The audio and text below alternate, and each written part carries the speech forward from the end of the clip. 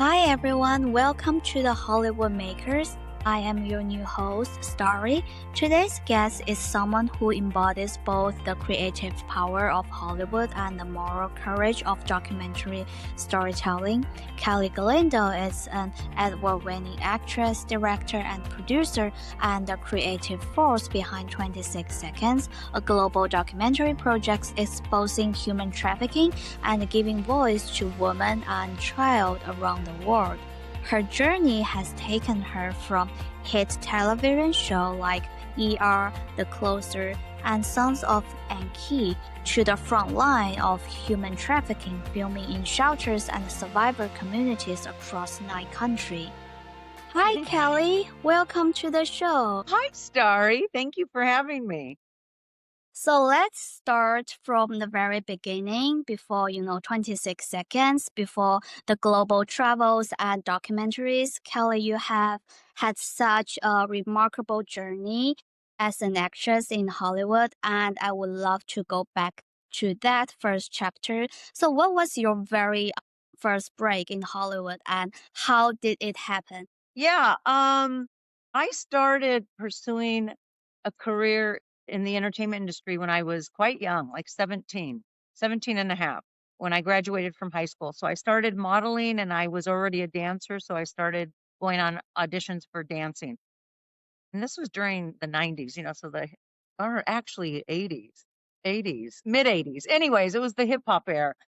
And while I was modeling and auditioning for dancing gigs, I started going to the Lee Strasberg Institute because I really knew that I wanted to be a serious actress. I knew that the longevity for a career means to have talent. And as an actor, you have to have a craft. I know that there's some actors that have done well that never had an acting class, but I think that's rare. I think that a craft is very important for the longevity of a career. So I started going to the Lee Strasberg Institute. So while I was at the Lee Strasberg Institute, I was auditioning and I got an agent. And then I started auditioning for TV and film roles. So I was doing both at the same time, which I think is imperative for young people to know. Don't study first and then start auditioning. Do them parallel at the same time because the entertainment industry, they like youth. They like youth. So it's okay to be studying and auditioning at the same time. And you also learn not only by auditioning, but being on set. You actually learn, working with other actors and working with directors, etc. So that's what I was doing. And so in the mid 80s, I was like a scream queen. I was doing a lot of horror pictures. And, it was okay. You're trying to get tape on yourself. You're trying to get in the union. And I'm trying to think how I did get in the union. Oh, I know. So this was my big break. And he was the sweetest person. I did a Christmas special, a Bob Hope Christmas special. And I was going by, through makeup, but going through makeup, I passed Bob Hope's dressing room. And he said, "Hey," he said, "come in here." And it was a room full of people. And he goes, "What nationality are you?" And I said, "Oh, I'm Mexican and Irish." And he goes, he said, "My wife's Italian Irish." He says, "Give this girl a job." So that day that I got in the union, he put me on a union voucher, to be able to. So that's how I got in the union. So that I would say was my big break because I really wanted to go into television and film. I didn't want to be stuck in horror pictures. So in the I don't know what years they were, but in I would say in my 30s is when I was really pursuing a TV career, and that's when I got a lot of co-starring and guest starring roles on really great shows. So that, but I would say my big break was Bob Hope, getting me in the union because that's very important. You can't do a union film unless you're in the union. You can't get in the union unless you do. It's like this catch-22 thing. So I think that was my big break. Wow. So that first break always, says so much about timing, luck, and persistence. But, of course, even after that, yes, there's a whole other world of hurdles waiting behind that curtain. So I'm also wondering, like, when you were, starting out, what was the hardest part about breaking into the industry? Say getting in the union, because you're really stuck. If you're not in the union, you can't go out for auditions for union jobs. So that's the big thing, hurdle for an actor, is to get in the union in their Uh-huh. early years, because Mm-hmm. like an agent won't even sign you unless you're in the union. So that's a huge hurdle. So I owe that to Mr. Bob Hope, and I'm very fond of those memories of being on the Bob Hope Christmas special. And it was definitely my break to be able to then get better agents and go on auditions for better jobs. But I always say, and I knew this at a very young age, that, 99% of success is just showing up, right? So if you don't show up to an audition, you'll never get that job, right? So you have to be in the game. It's almost like if you're at a basketball game, you're either in the bleachers watching the game, or you're on the bench waiting to get in the game, or you're on the court playing, right? So in order to be on the court playing, you had to have a union. You had to be in the union in order to be able to be on that court. Otherwise, you were on the bench or in the bleachers. So that's how I kind of looked at things, that, 99% of success is showing up. And eventually, yes, it takes talent. And yes, it's not, it's the industry's changed. When I was younger, you really had to be really beautiful and really thin. And it's not like that now, which I think is a great thing. You have all sizes, all ages, I see it in commercials, I see it in TV shows, I see it in films. And it really is, I'm so glad that it changed, because that's, I mean, the whole art, the craft of acting is telling the truth of characters. And yet they had us all looking like Barbie dolls.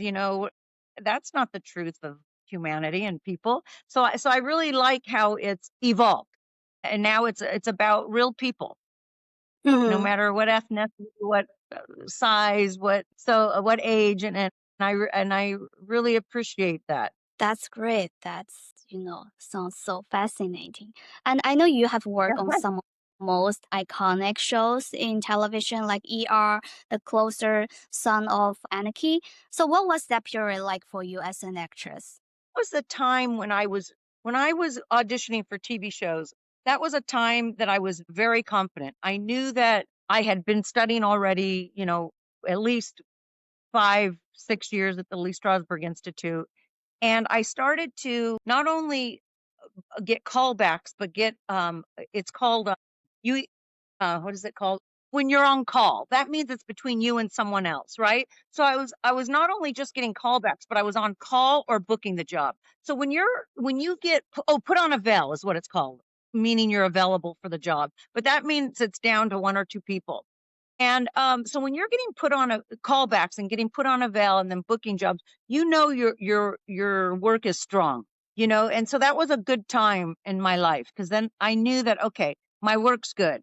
And the rest is, there is, I, I hate to say it, but there is politics. They have to have the auditions, but sometimes these auditions are already booked. It could be the director's girlfriend, it could be his wife, it could be the producer's girlfriend or wife, and so they have to go through this process of auditioning. But sometimes they already have the job already booked, which is uh, it's just the way it is, right? Now that I'm a director and producer, I have to say, as a director, when I was directing theater, I booked actors. I had to have the auditions, but I already knew who I wanted in mind, because as a director, you have to work with them, and I knew their work. So I understand that, you as a director, you can have that in a contract, that, you get to you get to have the last call on who's going to be booked. And I think that's important for a director.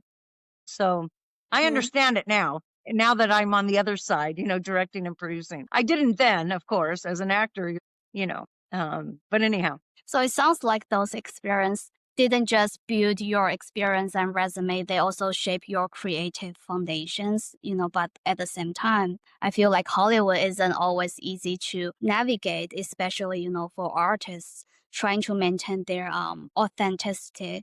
So how I feel like, how did you learn to protect your creative voice while navigating that system? Well, unfortunately, I think we learn by making mistakes, so I've certainly made some mistakes, and then I learned, okay, I'm not going to do that again. Protecting your creative voice and protecting because actors are sensitive, they need to be in order to create characters and give truth. So in order to protect that, you have to learn to say no. You have to read a script and say, no, this is not for me. Because in the beginning of your career, you're just saying yes to anything because you need tape on yourself. You need to get a break. You need to get in the union. You need to get an agent. So you're saying yes to things that aren't always in your best interest, So I think that that's a luxury. I mean, you could say no in the beginning of your career, but then you're getting no tape and no experience. And, so I think that, saying no becomes a luxury after you've paid your dues a bit and you grow. Cause, I grew up in Hollywood in front of the camera. I was 17 and a half when I started in this industry. So I really was growing up while I was pursuing this industry and while I was working. So yeah, so to protect one's creativity and their emotions and all of that, you have to learn to say no. But no matter what, this industry is hard on an actor because there's a lot of rejection, and you have to learn to know that, oh, it's not personal. It's not personal. You just have to. I made them finally, because I used to be very hurt in my 20s. Oh, I didn't get it. And you get depressed and you think, oh, I'm not a good actor and blah blah blah. And later what I learned were all these other things that were in play. Like sometimes these roles were already cast. But secondly, you learn that, well, like I was saying earlier, once I started getting callbacks and put on a veil and booking things, you're starting to build confidence in your auditioning skills and because auditioning is a different animal than your craft, actually. It's a certain thing that an actor has to learn how to audition. Now I don't know what they're doing because they don't even audition in person. They audition like this they do a self tape and send it in. So you don't even get to meet the casting director. So it's a little weird for me because I think that's part of it is being able to walk in and them feel and see your confidence and see your work in person. So I mean, it's great for actors. They don't have to drive to LA.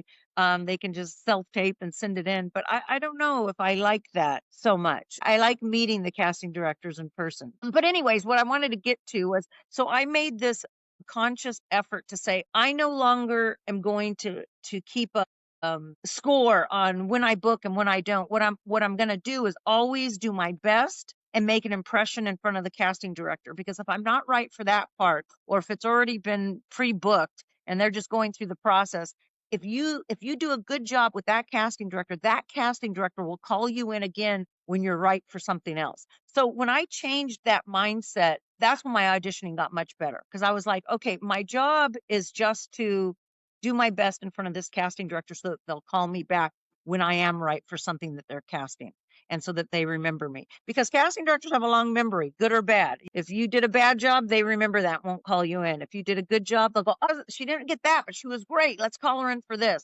So that's when my auditioning changed, when I looked at it as per audition to do the best job that I could to make an impression on each casting director and build a relationship.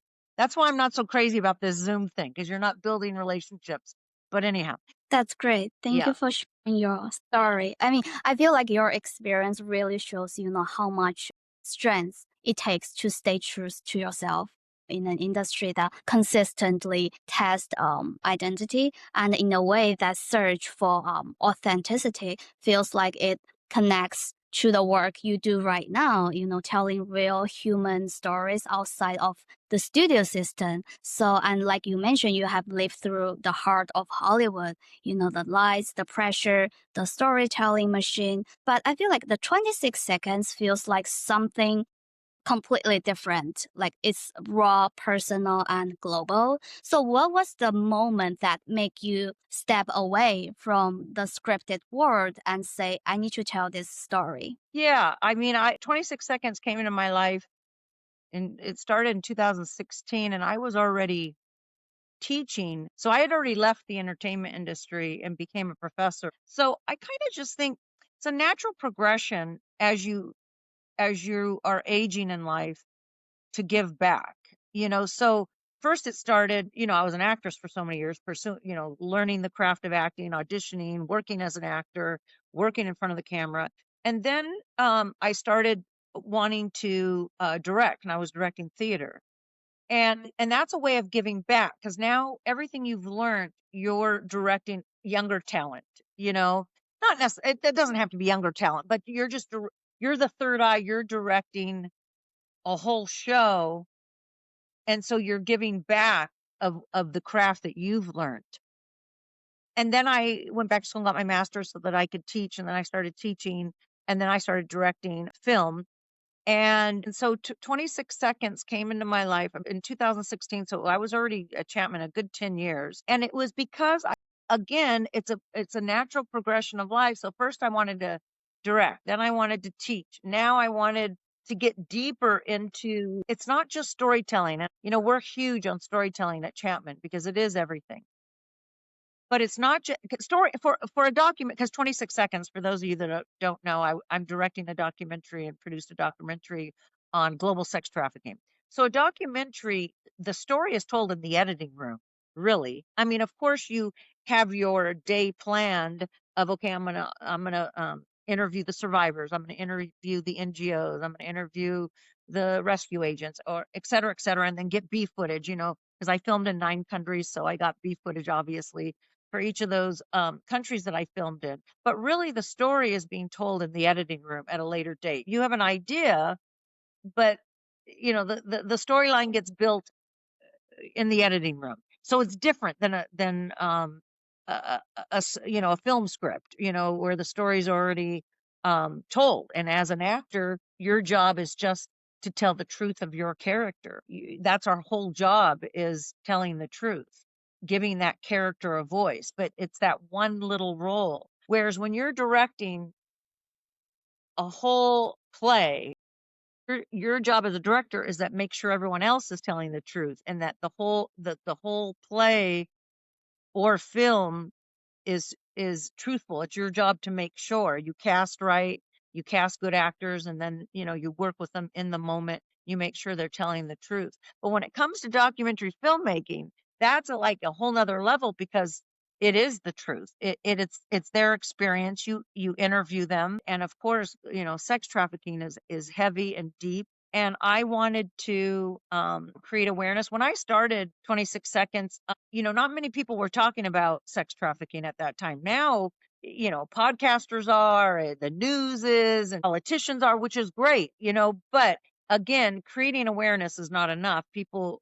a call to action, people must step up to try to somehow not only rescue these girls that are and children that are in the sex trade, but restore them and reintegrate them. So my project is I partnered with over 40 nonprofit Christian organizations, and they were either working in rescue, restoration, or reintegration. So I wanted to tell the whole story, but in doing so, you also have to interview these survivors, as well as the NGOs and the HT experts and whoever else was involved, judges and police officers, et cetera, et cetera.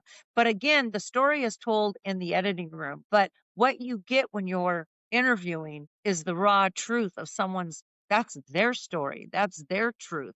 So it's so different than the craft of acting, because as an actor, where obviously the characters are using parts of you, but you're creating a character, and the emotions have to be truthful. Whereas in documentary filmmaking, that is their truth. That's their experience. That's what they've been through. And so I guess what I'm trying to get at is that as we age, I think that we get, and as artists, you're trying to go deeper with truth telling, and you want your work to matter. Like I definitely, when I started this project, I could have directed a comedy if I wanted, whatever. But I knew that that's not what I wanted to do at that time in my life. When I started this project, I was probably like 50.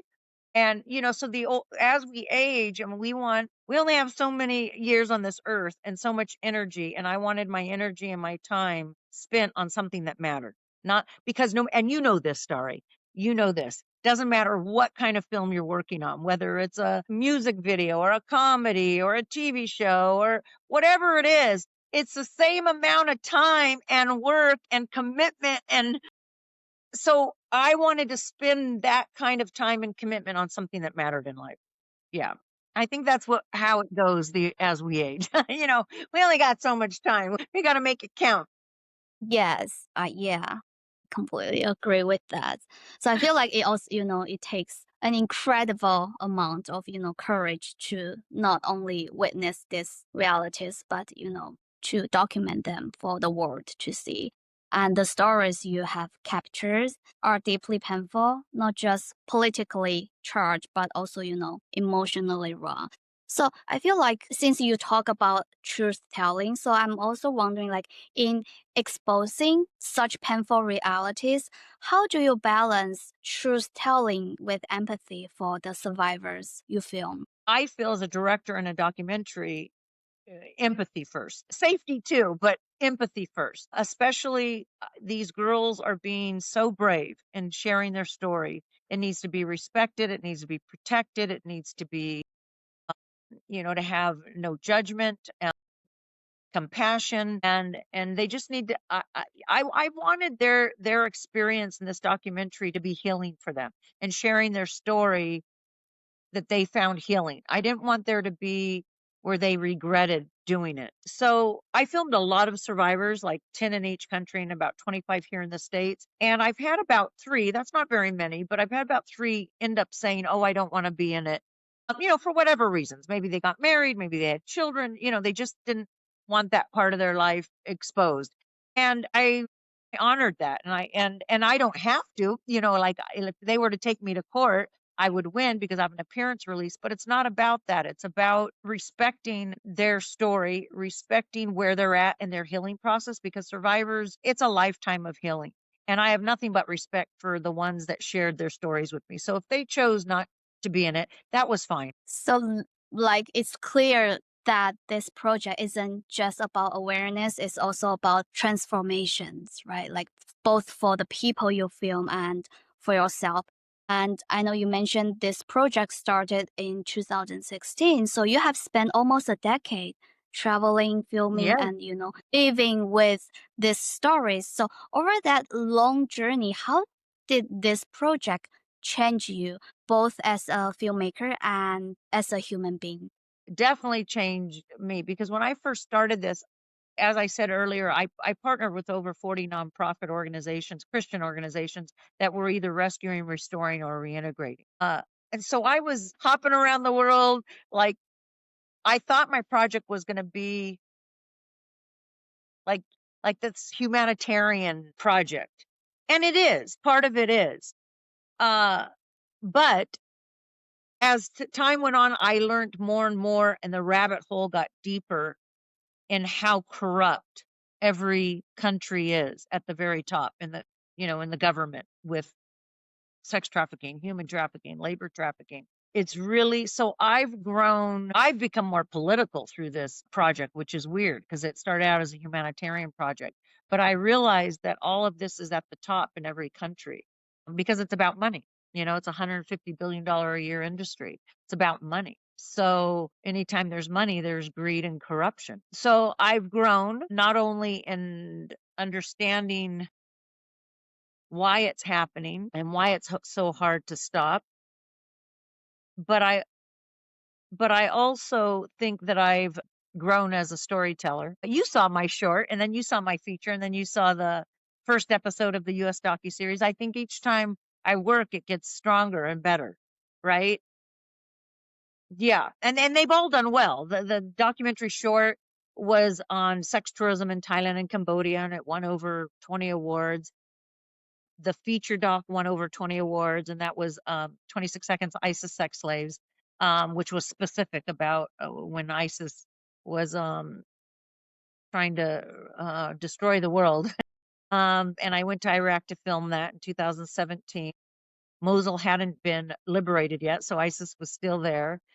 I was doing little stories, as you know. I built my YouTube channel during that time, but it wasn't working on the feature or the docu-series. So we lost 2 years. The whole world lost 2 years, right? And then when the pandemic was over, then I started editing the feature. and we put that out. And the feature and episode 1 from the US docuseries are both on Epic TV, so I got distribution.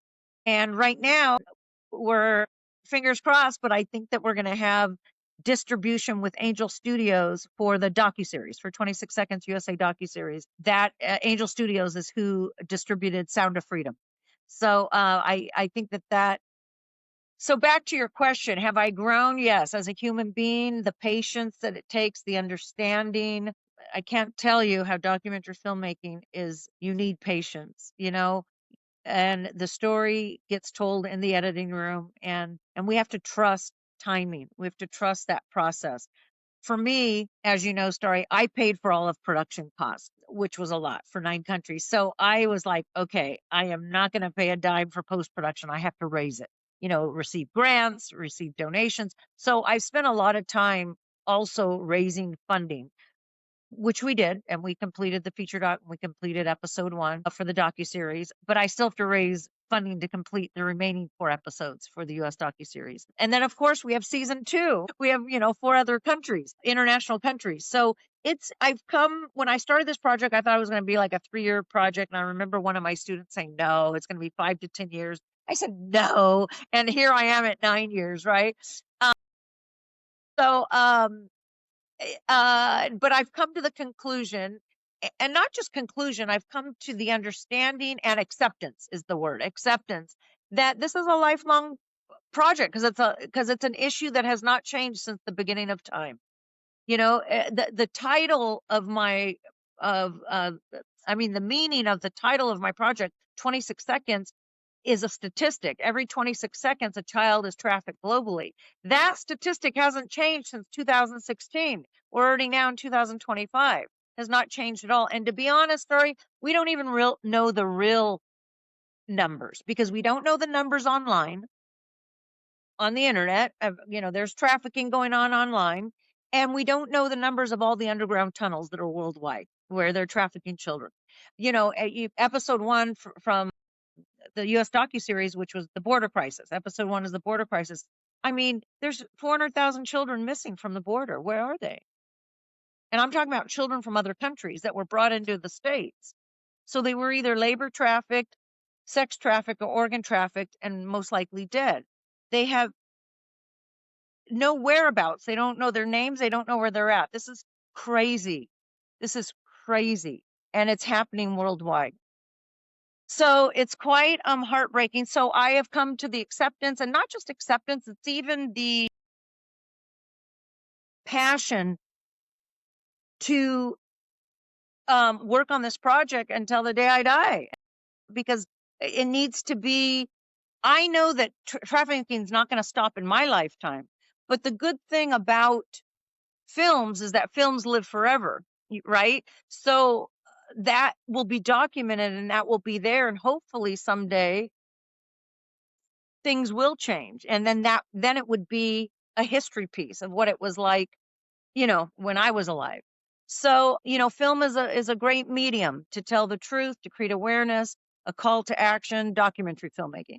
And film lives forever, as you know. So that's important. That's like, a book, right? It's like there's something really great about the film medium, because there's documents of it forever, right?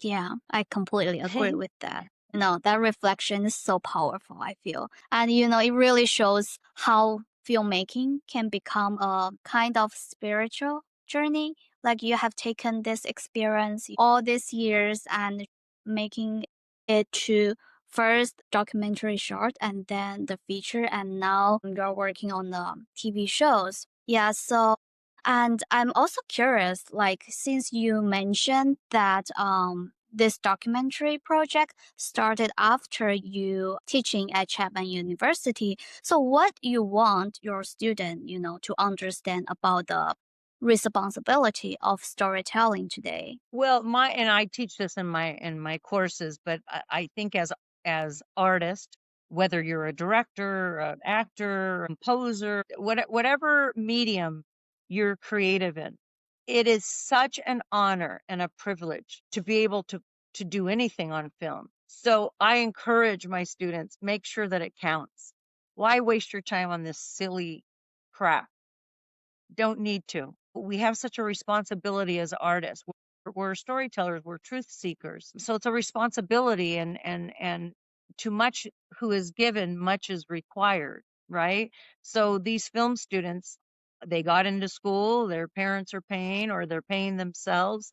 That is a huge blessing and responsibility. And so to whom much is given, much is required. So I encourage my students always take this opportunity to do films that count. And it's not just documentary filmmaking, even films that are like true stories or films that are saying something that matters so that there's a process of healing for somebody. That's what film should be, right? And I think too, Starry, my now looking back, right? My biggest achievement, not only 26 seconds, the success that it's had, but my biggest achievement or what I'm most proud of is all of the interns that worked on my project. I feel like number one, I couldn't have done it without them, with their talent and contribution. But I also feel like they learned a lot. I hope that they learned a lot about doing projects that matter. I hope they learned a lot about patience. I hope they learned a lot about this subject, obviously. But you tell me, because you worked on the project, what did you learn most? Well, I feel like the because right now, especially in an era, stories can go viral in seconds, but still like real connections. I feel this kind of story is very important for the world to see. And sometimes, it takes amount of courage to tell this story. Yeah, so Yeah. I yeah, I mean, I imagine like many of your students, come to you with big dreams, wanting to make a big difference, but maybe not knowing how to balance that ambition with authenticity. But I feel the documentaries that you are making right now is really important for the world to see. Yeah. And I feel like I've definitely, I think, inspired my female student interns because then they can, because it's like I'm paving the way, like, oh, if she can do it, or then I can do it, right? But I also think that my male student interns have learned more, learned more. They've acquired more understanding and empathy for this subject matter for women, for girls. I do think that. So I think that's my besides the project, but my biggest, what I'm most proud of, my biggest achievement, I think, was working with my students and hopefully inspiring them. So, after all these years of teaching and creating, what does storytelling mean to you now compared to when you first started? See, when I first started, I was an actress. So storytelling to me then was about, actors kind of only, they have kind of like blinders on, they're only looking at their character. So you're wanting that character's truth to be told. Where directing, it's everybody's truth needs to be told. And I mean, I have this saying, I always sign off with always in the art, Kelly Galindo. And what that means is for my students and professionally, I put always in the art, Kelly Galindo. But personally, like to friends and family, I say always in the light, love, and art, Kelly Galindo. And what that means is light means truth, love means truth, and art means truth.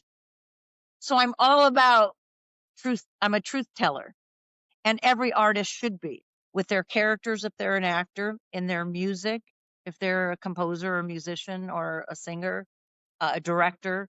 We are storytellers, we're truth tellers. And so if you have the truth of a story, the truth of people, the truth of characters, it's going to come out okay, right? I mean, and sometimes the truth is ugly and sometimes the truth is hurtful, and sometimes the truth is messy. But the truth is what resonates with people when they're watching something, whether it's a documentary or a film or even listening to Mozart, right? The truth heals them because then they can watch a piece or hear a piece and go, "I- I've felt that way too. I've done that too." So it brings humanity together. So like, oh, okay, then I can exhale, I can breathe. It's just being human. We are not perfect, right? So the truth is so important to be told. It's easy to tell the truth in documentary filmmaking because you're interviewing people's, it's their truth, it's their story. The art and craft is in a role, an acting role, you know, in a film. But the truth is what heals the person watching the film or concert or whatever they're experiencing, right? So storytelling has to be truth telling, basically. You know, always, you know, when you go to a movie, if it says was a true story based on a true story, you know it's going to be good, right? I'm always a little leery of watching things that aren't based on a true story because it's a 50-50 chance that it could be good or not. But if it's based on a true story, it's a true story. So now it's the actor's job to tell that truth of the character. It's the director's job to tell that truth of the entire piece. It's everybody's job to tell the truth. You know, that's storytelling. Yeah. Yeah, I definitely agree with that. Your journey is such a powerful reminder, that storytelling isn't just about the stories we tell, it's about the light we choose to hold while we are telling them, like from Hollywood to humanitarian work, from scripted to real life. You have shown us what courage, empathy, and artistry can look like when they are aligned.